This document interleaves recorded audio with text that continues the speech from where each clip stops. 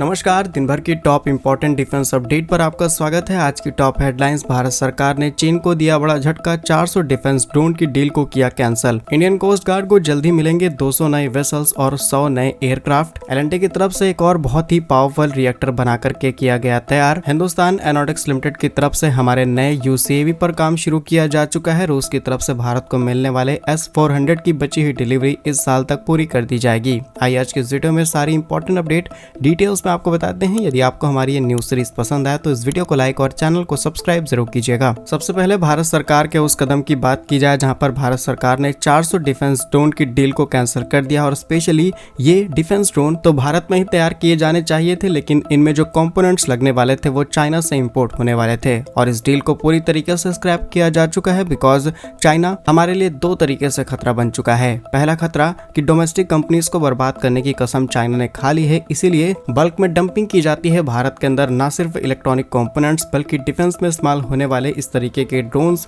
Even steel industry हो, आपकी toys industry हो, हर सेक्टर में चाइना भारत को बर्बाद करने की कोशिश में है। अनदर साइड कि ड्रोन्स में लगने वाले बहुत सारे चिप एंड इलेक्ट्रॉनिक पार्ट का इस्तेमाल करते हुए भारत का डेटा आसानी से चाइना कलेक्ट कर सकता है और इस सिक्योरिटी ब्रीच को रोकने के लिए इस डील को कैंसिल किया जा चुका है। अगर इस कॉन्ट्रैक्ट की डिटेल्स आपको बताएं तो इस डील में 200 मीडियम एल्टीट्यूड, 100 हैवी वेट और 100 लाइट वेट लॉजिस्टिक ड्रोन्स को कलेक्ट किया जाना था करीब 230 करोड़ रुपए की लागत से। और चेन्नई बेस्ड कंपनी को ये ऑर्डर दिया गया था आर्मी की तरफ से 2023 में। लेकिन कुछ समय बाद ये रियलाइज होता है कि ये कंपनी भी ये कंपोनेंट्स और बहुत सारे पार्ट्स चाइना से इंपोर्ट कराने वाली है, जिसकी डिटेल्स ऑलरेडी भारत सरकार के पास थी। लेकिन उस समय इस प्रोजेक्ट को पास कर दिया जाता है क्योंकि हमारे पास टेक्नोलॉजी नहीं थी, लेकिन अब हम उतने कैपेबल हो चुके हैं कि उन पार्ट्स एंड कंपोनेंट्स को देश के अंदर बना पाएं, इसलिए इस डील को स्क्रैप किया गया है। अगर इन ड्रोन के इस्तेमाल की बात की जाए तो इनको डिप्लॉय किया जाना था 3488 किलोमीटर की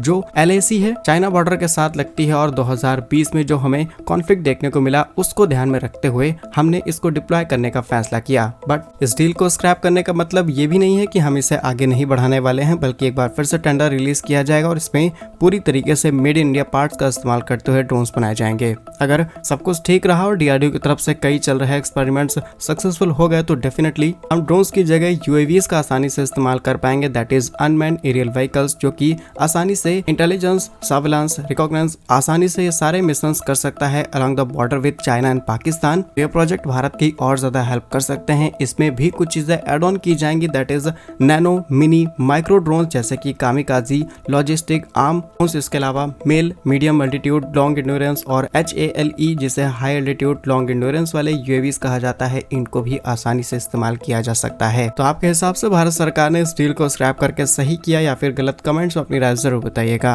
नेक्स्ट इंपॉर्टेंट अपडेट, भारतीय तट रक्षक बल जिसे हम इंडियन कोस्ट गार्ड के नाम से जानते हैं और अब लगातार इनके बढ़ रहे चैलेंजेस को काउंटर करने के लिए एक नई योजना तैयार की गई है, जिसमें 2030 तक 200 नए वेसल्स यानी कि जहाज और 100 बड़े विमानों को शामिल किया जाएगा। सिर्फ और सिर्फ इन सब का इस्तेमाल इंडियन कोस्ट गार्ड करेंगी। करंटली डेटा की बात की जाए तो आज भी इंडियन कोस्ट गार्ड 151 जहाज और 76 विमानों को संचालित करती है और लगातार बढ़ रही समुद्री चुनौतियों का सामना करने में कोस्ट गार्ड की अहम भूमिका रहती है। लेकिन आज भी भारत की जो कोस्ट लाइन है वो करीब 7500 किलोमीटर से भी ज्यादा की लंबी है। इसके अलावा भारत का स्पेशल इकोनॉमिक जोन लगभग 2.3 मिलियन स्क्वायर किलोमीटर्स का है। ऐसे में कोस्ट गार्ड का मजबूत होना जाहिर सी बात बन जाती है और इसीलिए कोस्ट गार्ड की ताकत बढ़ जाए, इसलिए इस तरीके के नए हथियार एड ऑन किए जाएंगे, क्योंकि इंडियन कोस्ट गार्ड को न सिर्फ प्रोडक्शन करनी है बल्कि तस्करी, अवैध गतिविधियां, इन सभी को रोकना। इसके अलावा समुद्री पर्यावरण को संरक्षित रखने में भी इनकी अहम भूमिका रहती है। ज्यादातर लोगों को यही लगता होगा कि इंडियन कोस्ट गार्ड जैसा कि नाम है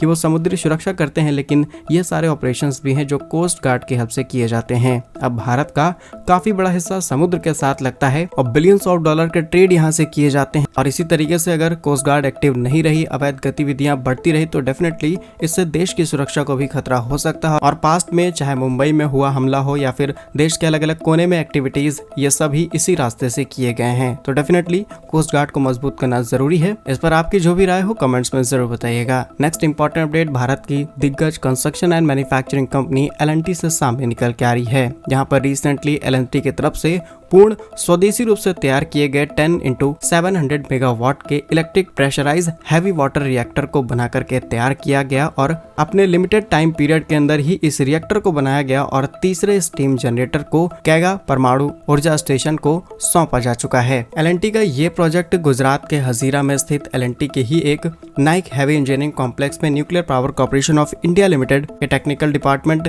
राजेश वी और की टीम द्वारा तैयार किया गया और काफी लोगों की मेहनत इस पे लगी है। ये रिएक्टर कर्नाटक में स्थित कैगा परमाणु विद्युत स्टेशन की यूनिट 5 और यूनिट 6 के लिए डिलीवर किया गया है और जिस हिसाब से इस इंडस्ट्री में काम किया जा रहा है और जिस हिसाब से globally Bharat nuclear civil corporation को प्रमोट कर रहा है, डेफिनेटली आने वाले समय में इन कंपनीज का काम और ज्यादा बढ़ेगा और डोमेस्टिक रिएक्टर्स का प्रोडक्शन और ज्यादा होने वाला है। बिकॉज रशिया भी भारत को कई टेक्नोलॉजी शेयर करने का प्रॉमिस कर चुका है। पावर जनरेशन के लिए इवन अमेरिका भी भारत को अपनी ब्लैकलिस्ट से हटा चुका है, जिसमें भारत की तमाम बड़ी संस्थानों के ऊपर रिस्ट्रिक्शंस लगाए गए थे, उन सबको हटाया जा चुका है और फ्यूल की सप्लाई भी अब डायरेक्टली भारत को मिल पाएगी। तो जो हमारा एम है कि हम 100 गीगावाट तक की इलेक्ट्रिसिटी को इजीली न्यूक्लियर पावर से जनरेट कर पाएं, इस मिशन में प्राइवेट कंपनियां काफी ज्यादा हेल्प करेंगी, जिसमें एल&टी आने वाले समय में एक बड़ी प्लेयर बन सकती है, क्योंकि एल&टी हर साल 6 से 8 700 मेगावाट के स्टीम जनरेटर्स आसानी से बनाने की क्षमता रखती है और इस क्षमता को और ज्यादा बढ़ाया जाएगा। इस पर आपकी क्या राय है, हमें कमेंट्स में जरूर बताइएगा। नेक्स्ट इंपॉर्टेंट अपडेट, भारत की सबसे बड़ी डिफेंस पीएसयू HAL, जिसे हम हिंदुस्तान एरोनॉटिक्स लिमिटेड के नाम से जानते हैं, फाइनली इनकी तरफ से बात कंफर्म की जा चुकी है कि अब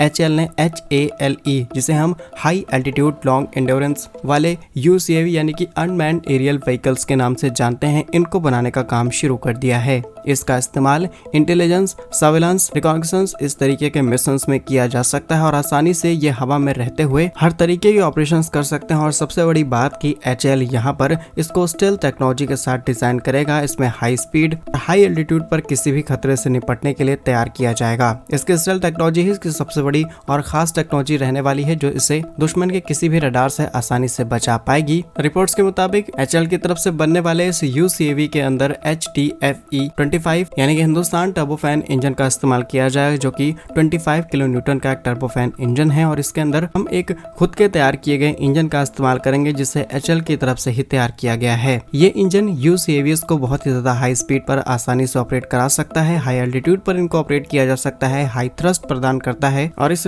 विमान का वजन लगभग 5 टन के आसपास रहेगा, जो भारत की एरोस्पेस इंडस्ट्री में एक बहुत बड़ा रेवोल्यूशन लाने वाला है। क्या कुछ कहना है आपका इस खबर पर, हमें कमेंट्स में जरूर बताइए। नेक्स्ट इंपॉर्टेंट अपडेट, रशिया से मिलने वाले S-400 एयर डिफेंस सिस्टम से सामने निकल के आ रही है, जहां पर जल्द ही भारत को चौथी स्क्वाड्रन मिल जाएगी। रिपोर्ट्स के मुताबिक 2025 के अंत तक चौथा एयर डिफेंस सिस्टम भारत को डिलीवर कर दिया जाएगा और S-400 की तारीफ तो आपने सुनी होगी कि दुनिया के सबसे एडवांस एयर डिफेंस सिस्टम में इसे गिना जाता है, जो कि हवा से आ रहे 400 किलोमीटर दूरी में किसी भी विमान, drone, ballistic missile, cruise missile को आसानी से हवा में नष्ट कर सकता है। S-400 के लिए भारत और रूस के बीच 2018 में कॉन्ट्रैक्ट साइन किया गया, जिसमें 5.43 अरब डॉलर की लागत से 5 स्क्वाड्रन खरीदने की डील को साइन किया गया। रूस यूक्रेन वॉर और तमाम ऐसे कॉन्फ्लिक्ट की वजह से इसकी डिलीवरी में डिले आया, लेकिन इसके बावजूद भी टाइमली डिलीवरी करने का प्रॉमिस किया गया और डिलीवरीज हमें देखने को मिल रही हैं। क्या कुछ कहना है आपका इन सभी खबरों पर, हमें कमेंट्स में जरूर बताइए। भारत कैसे ही वीडियोस पाने के लिए वीडियो को लाइक, चैनल को सब्सक्राइब जरूर कीजिए। वंदे मातरम, भारत माता की जय।